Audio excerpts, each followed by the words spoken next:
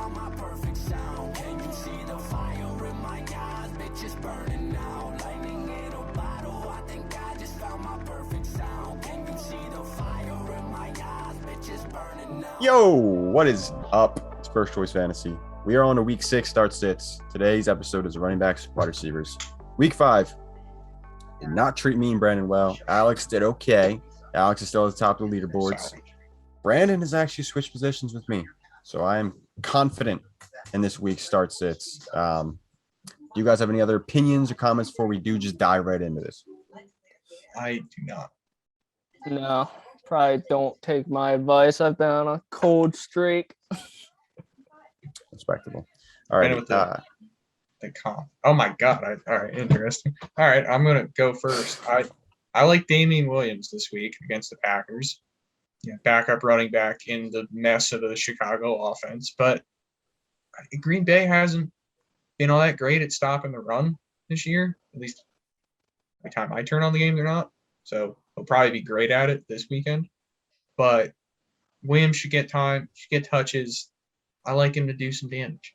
And I also am going to go with Latavius Murray. That Baltimore offense is just – now they're just a passing team, I guess, with everyone injured. So that's neat now. But the Chargers are really good at defending the pass, and they're really bad at defending the run. And even if they're not running a ton, I think Murray is going to get the bulk of that production, which to me makes him a pretty tantalizing start because, like, the Chargers have shown that you can probably keep up with them if you just run the ball because their defensive line is just not really up for that sort of thing. My first start is a bold one, and it's Brandon Bolden.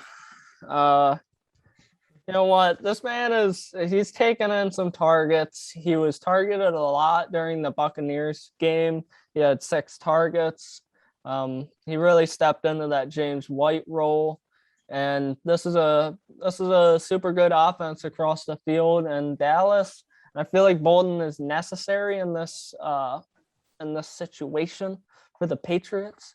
So really, if you're desperate, such as I, because of start Brandon Bolden. Hey, he's probably out there. He's probably on the field. I had to start Royce Freeman a couple of weeks ago. Like, I was just legitimately my best option. So honestly, like, yeah, sometimes it takes you to that point. But yeah, and then you got Javonte Williams against the Raiders. So, you know, you're gonna play Javonte against the Raiders because first off, it's their what's going on there? Clicking around. Okay. Yeah, so it's a divisional game, so I feel like this is when Javonte is gonna have a good game because, you know, he's gonna really show up against a divisional rival. He hasn't faced one yet, so I think this is the week that he's gonna really, really pop off breakout game. He's already looked incredible. It's all facts, to be honest. Everything I'm saying as of right now, even the Brandon Bolden takes, it's completely fact. So start both of them. I know, right? I am right. As long as you sound confident and confirm it, it's confirmed. Everything I don't know how just confident said. you always sound, but okay, I did you are start off saying not to do something and then turn around. Well, then again, that's a politician's. Well, Ed, You're a politician. Go ahead. who you got? All right. I'll go my first one. It is J.D. McKissick. So Brandon went with J.D. McKissick last week and didn't work out in his favor. This week it's going to be one of the highest scoring games, I'd presume, and the Washington football team come from behind. A lot of pass attempts. J.D. McKissick has had more routes run in each game besides week 1 than Antonio Gibson. Ooh. Opportunities there. I think this game is going to be fine for him, especially seeing as the Kansas City linebackers look lost weekly, especially in pass coverage. So I feel like J.D. McKissick is going to get a decent amount of work, decent amount of targets. Volume's going to be there. Obviously, it's going to be like a flex play at best, probably desperation flex play, but all the signs are pointing for him to have a decent week for you. So I would be comfortable with starting him. Second, me and Alex differ here, so I wanted to save this for last. Myles Gaskin.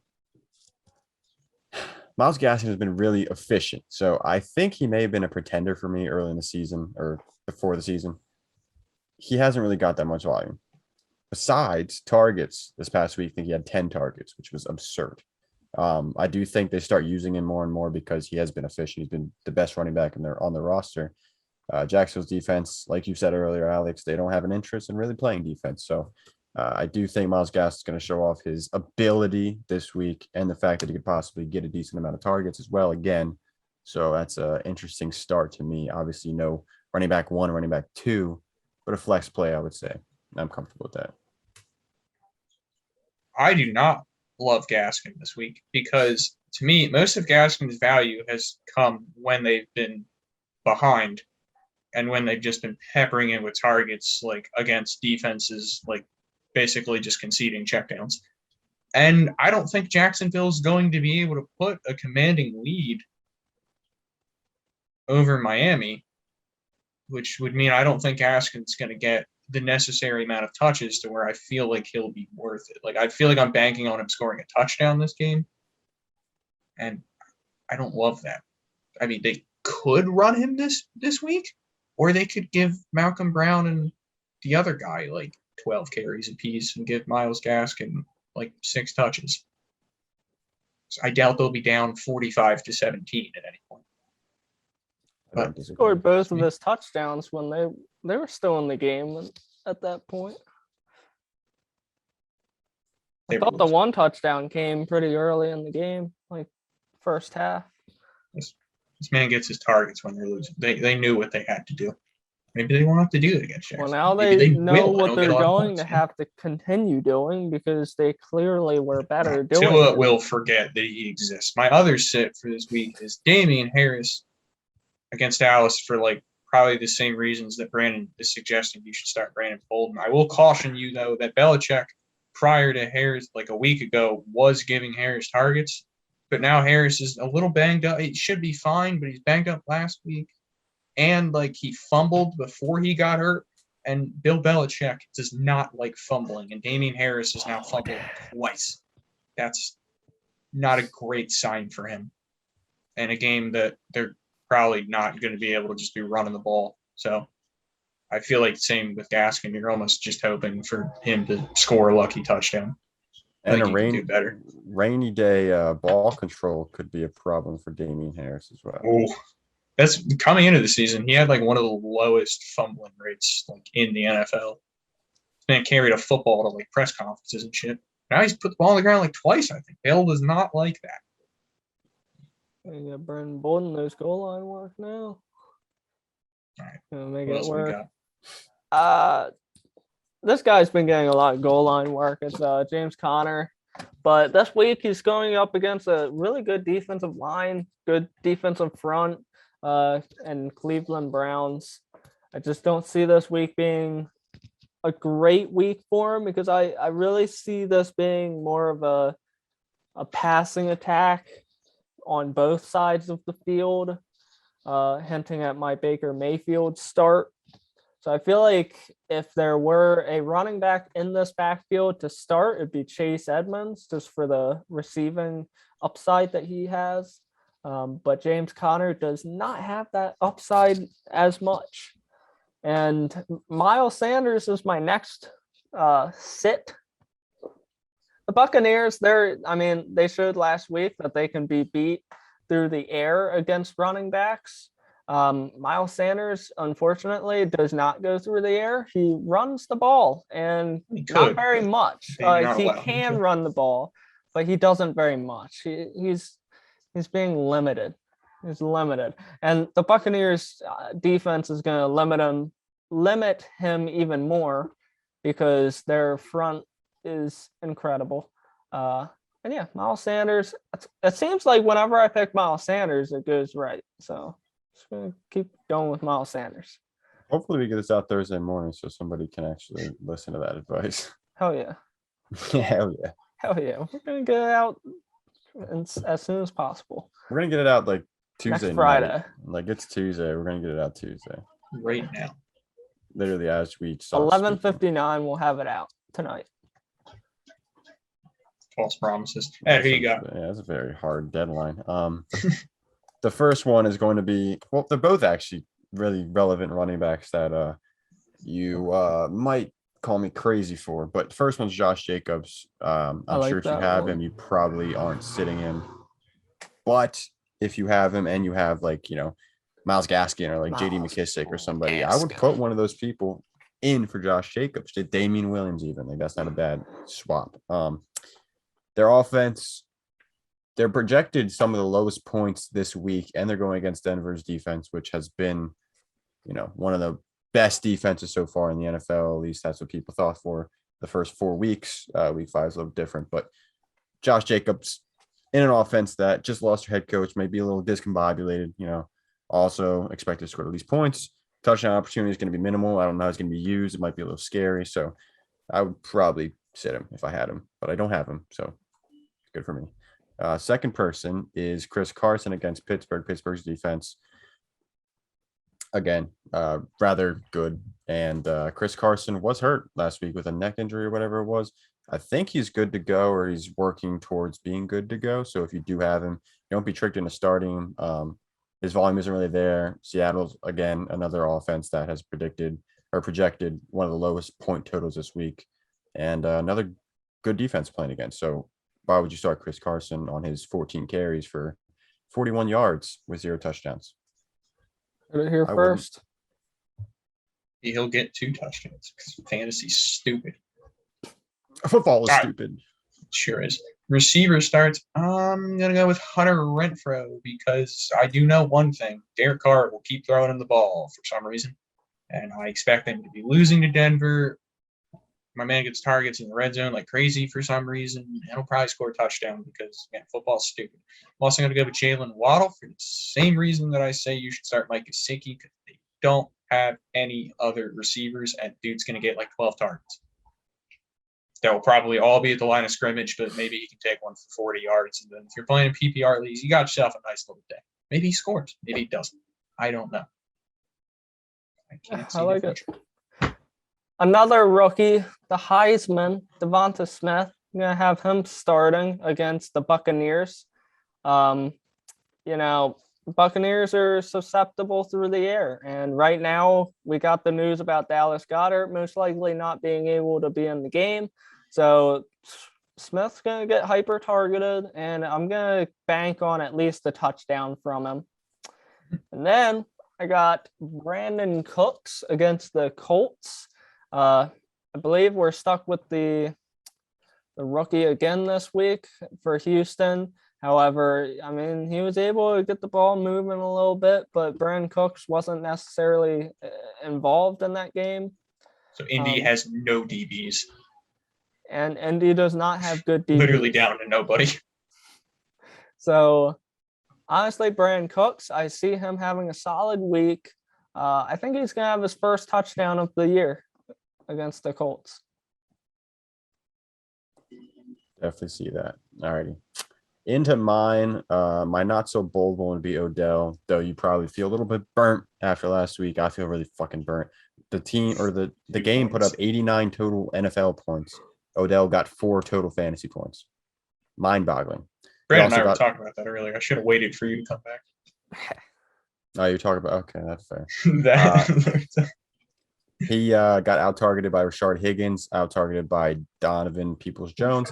Don't see that happening this week. Also, one of the highest point totals again for this week. Odell might have a bounce-back game. I don't expect no 20-point game, but maybe Odell does some Odell things to get a 20-point game.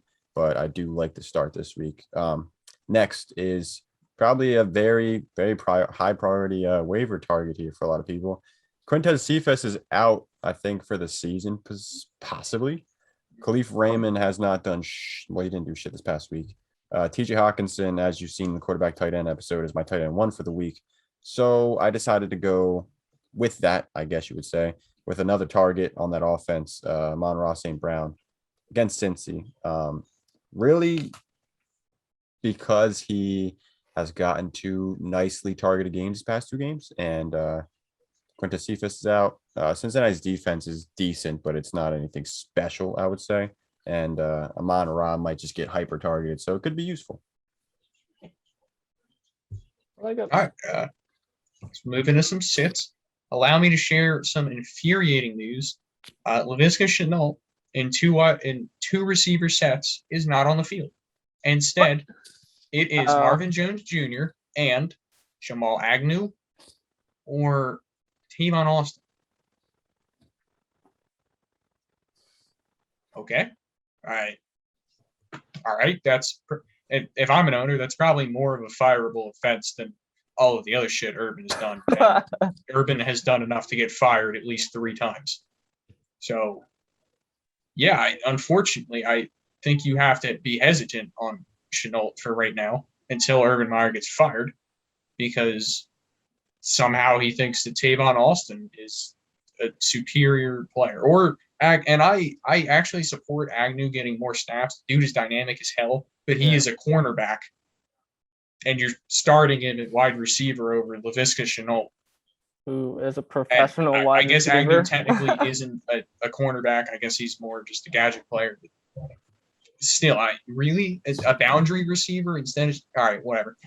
And then I'm going to go with Tyler Boyd at Detroit as a sit.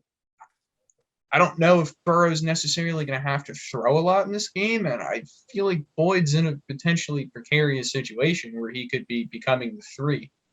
And in this game, I don't really love it. Detroit sucks, and maybe they just lean on Mixon. Maybe they want to keep Burrow's throat nice and not contusioned, and he's going to get his balls to Chase and just called him Higgins, and maybe not Boyd. Yeah, that's what I got. And Chris Evans. Don't forget about Superman. Ooh, it's not Superman. It's Captain America. Get it through right. Terrible. So my sits, just going to start it off with Jacoby Myers against Dallas. I've been saying a lot that this is going to be on Dallas's side, it's going to be a high-scoring game. However, Jacoby Myers got to go up against Trevon Diggs, and I don't love that. I don't know if he'll actually follow him, but just even if their paths meet every once in a while, it's enough, because Diggs has been pretty stout so far this season, and I don't totally believe that Mac Jones will feel confident in throwing his way, or at least he probably should not be. He doesn't want to throw past the line of scrimmage. He just wants to throw to Brandon Bolden, right? He's going to want to throw it to Brandon Bolden, get it to Bolden, and Bolden will take care of it. But don't let Papa Bolden take care of it, because there it is. Did you just say Papa Bolden? I said Papa Bolden. I did not say. I mean, regardless, it's still probably equally as strange, but. And then another sit is going to be Adam Thielen against the Panthers. So I'm packaging that Kirk Cousins sit that Alex had and the quarterback sits, and I'm going with Adam Thielen against Carolina. It's a tough matchup. It's going to be a hard game for the Vikings, but I feel like if they're going to have some success, I would hope that Dalvin Cook is back, because I feel like that'll open up more for the offense as a whole. I had Thielen and Jacoby actually before I even opened this Word doc to write it down. Of course, I have both. Damn. Well, don't worry, Ed, because I will get both of them wrong, and you will get yours right. Damn straight I will. The first one being Michael Pittman against the Texans. Don't think there's going to be a game where a lot of passes are thrown for the Colts. Michael Pittman's looked like a fucking beast so far. Can we respect that? Can we respect that? Yeah. He looked pretty good. He does look to be good. Carson Wentz is getting bailed out left and right by those playmakers. Yeah, 100%.